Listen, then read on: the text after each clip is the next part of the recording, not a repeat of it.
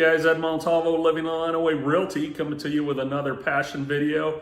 My passions are home maintenance and the home safety, kind of like fire safety stuff. So just wanted to bring this one to you. November 7th is daylight savings time is coming to an end.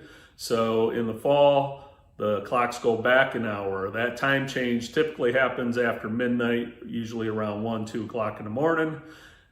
At that time, it's also a good idea to change the batteries in your smoke detectors. You should be testing those things once a month to make sure your smoke detectors work, but also twice a year. And this is supposed to help remind you to change the batteries in your smoke detectors as well. So in the spring, you change them spring forward an hour. In the fall, you fall back an hour on time.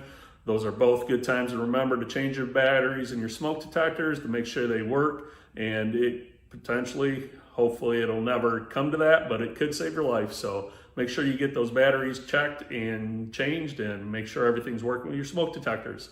Again, this is Ed Montalvo with Living the Line Away Realty. If you have any questions or real estate needs, don't hesitate to call 517-605-2136. Thanks. Have a great day.